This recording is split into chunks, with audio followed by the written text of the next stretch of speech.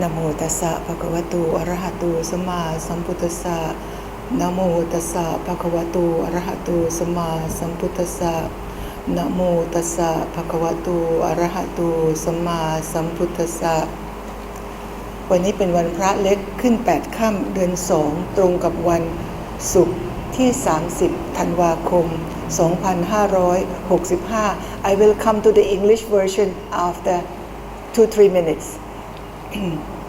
ขออนุญาตนัดหมายกันก่อนนะคะเย็นนี้5 โมงเย็นเราจะมีพิธีปลงผมสำหรับผู้ที่ขอบรรพชาพรุ่งนี้เช้า5 โมงเย็นนะคะ 5 โมงเย็นเราจะเจอกันที่หลังห้องสมุดค่ะหลวงแม่จะเป็นคนที่เริ่มปลงผมให้และจากนั้นเราคลิปผมแล้วก็ปลงผมเลยไม่ว่าใครมาก่อนมาหลังนะคะแต่หลวงแม่จะเป็นคนเริ่มต้นให้5 โมงเย็นนะคะมีคุณแม่มาด้วยนะธัญนันท์มีคุณแม่มาด้วยมีพี่สาวมาด้วยดีค่ะเราจะมีการบรรพชาพรุ่งนี้เช้าที่นี่บนโบสถ์นะคะเวลา 6 โมงครึ่ง 6 โมงครึ่งเช้านั่นหมายถึงหลัง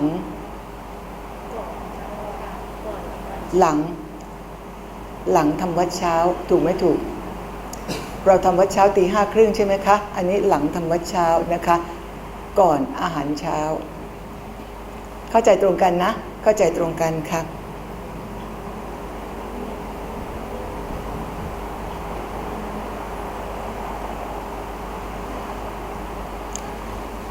Today is very important day for us. We are going to do the shaving for those who registered for the ordination tomorrow. This is a special ordination that we actually plan to give this ordination in order to make merit to offer to the Princess เจ้าฟ้าพัชรกิติยาภาพัชรกิติยาภานะคะจะเป็นฉายาของพวกเราด้วยนะคะเจ้าฟ้าพัชรกิติยาภา The princess has not been well. She is now hospitalized, and we would like to offer the merit to her so that she recovered quickly. We have been doing chanting for her every evening, but still we felt that it was not sufficient. Therefore, we offered this special ordination for her. There are about 8 to 9 candidates for this ordination. So at 5 o'clock in the evening, we will do the cutting and shaving of the hair. And tomorrow morning, very early at 6:30, we are going to give them ordination here in this main shrine. Why 6:30? Because I have yet another engagement of giving lectures to students from University of Pennsylvania at 8:30.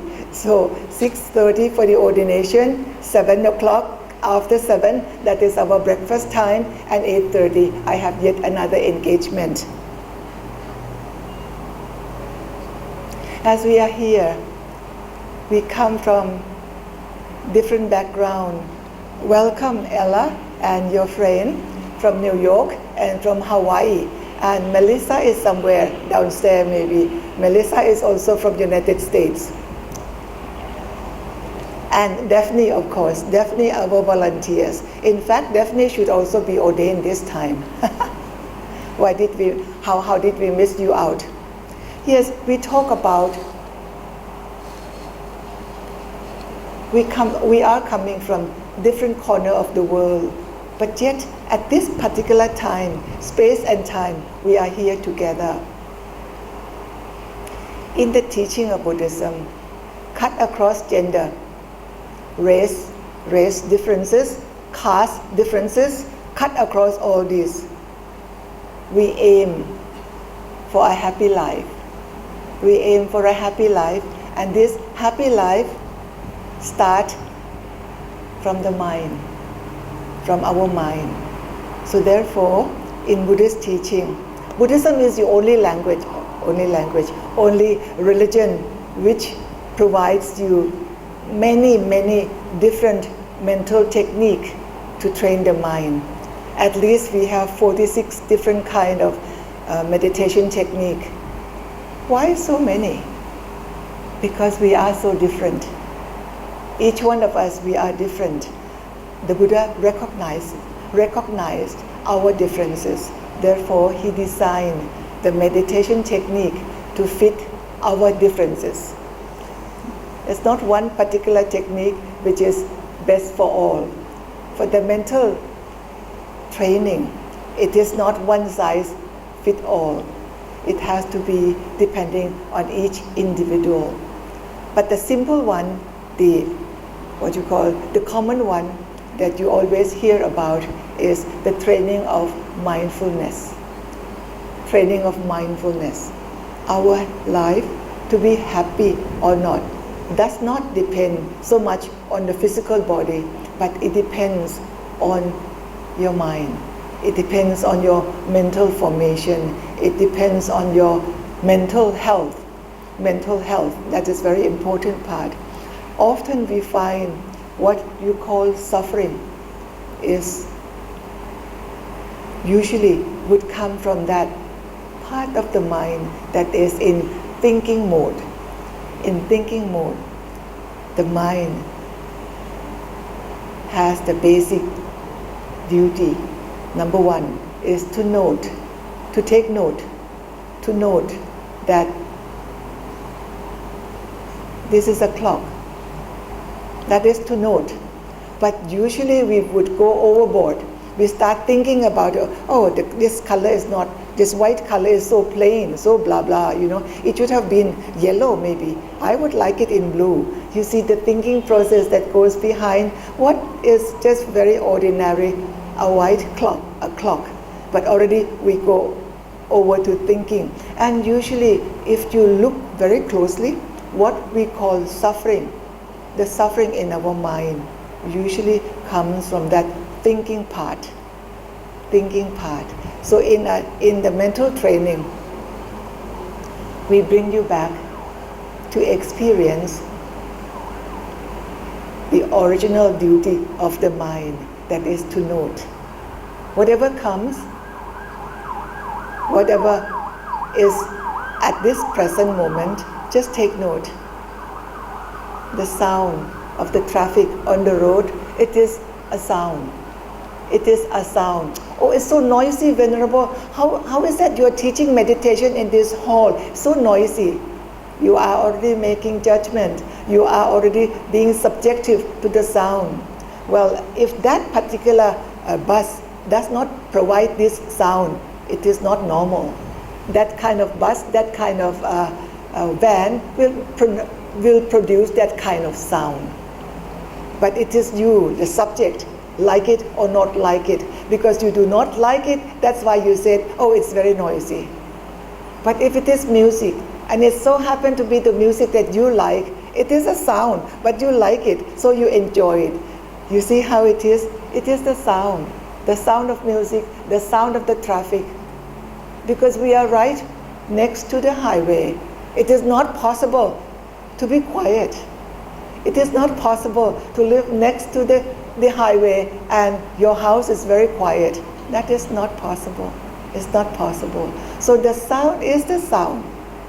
But you like it, you don't like it, it is noisy. That is all you. That is all you making judgment. So when the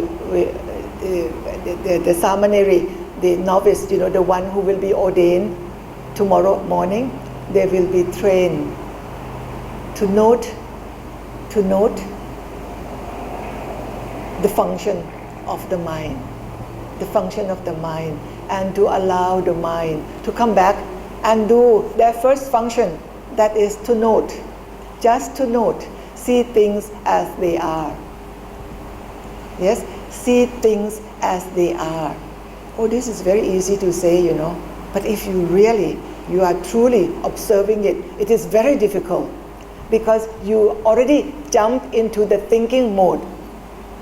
The mind always jump into the thinking mode of so and so, this brown, this green, this color, that, and so and so. You like it, you don't like it. Oh, how come it's a female monk teaching? How come it is not a male monk? I don't trust her, you know. I don't trust her. She wouldn't be knowing anything. You know, this is all mental judgment that comes from the I, the subject of the one who is observing. So come back to that mode of the mind is to note. When you come back to the original function of the mind to note, suddenly that which you call suffering, suddenly that which you like, you dislike, falls into its places, and you just see things as they are. This happens maybe not even half a second, but it does happen. And when you actually experience that moment of seeing things as they are, that is the first step for your mental practice. This will allow us to experience seeing things as they are and to see the wholeness of the universe. I am sitting here, so far from you, Ella, but yet you know what is common between us is the air that we are breathing in. We are breathing in the same mass of air. So as I breathe in, this breath, inhaling, is to nourish my body. And when I exhale, this breath going out, returning the breath to this mass of air in front of me. And this same mass of air you are breathing in. So when I send out to Ella this soft, compassionate air to Ella, Ella is breathing in, taking in with your inhalation this compassion, this soft, this peaceful air. And with this connection, the two of us and many others, suddenly the two of us are breathing. There is only that breathing. There is no I, Dhammananda, breathing. There is no Ella sitting there breathing. No, suddenly we experience this wholeness of the two of us. The two of us suddenly fell. Ella suddenly fell off the mode of noticing. Dhammananda falls off the mode. There is only that oneness of this breathing. If you are a dancer, you are dancing on the stage. When you are truly a dancer, there is only that dancing, no dancer. You see, look very closely to what I'm telling you. A true dancer must experience that dancing. No dancer. As we are breathing in, we are breathing out. When you experience that wholeness, there is no more Dhammananda breathing in and breathing out. There is no Ella that is breathing in and breathing out. We are actually coming to the same experience of breathing. The dancers coming to the same experience of dancing without a dancer. Yes? So this is the practice that it will eventually bring us to share this experience together. Which at this moment, I think those who will be registering for the ordination this time, I would like very much that the candidates should be trained so that when they return to the outside world with a new way of looking at things, with a new you, with this new experience of your mental training. Only with the training of the mind, only then you can let go. Let go is, when you're holding on something in your hand, you let go. Your hand is empty. That emptiness in your hand is a greater potentiality to hold yet many other things, because you let go of this. Make that hand empty. Make yourself an empty vessel. When you are empty vessel, you are open. You are open to receive many good things, many vibration of kusala, that which is wholesome. So the practice for the candidates who will become Samaneri tomorrow, I think this time if we focus on this particular mental training and experience this wholeness, experience this breathing without one who is breathing, experience dancing without the dancer. I think this will allow you to have a glimpse of the mental training which will benefit you for the future, and allow you to actually continue on living in this world meaningfully. Now then we talk about benefiting ourselves, and we are also at the same time benefiting others, yet not with heavy heart, but with lightness in your heart. Do your best. Do your best for today. And if you do your best for today, whatever happened tomorrow takes care of itself. Shall we do that? Yes. So we will try our best to always do our best at the present, to allow yet the future to handle it. Okay? Thank you.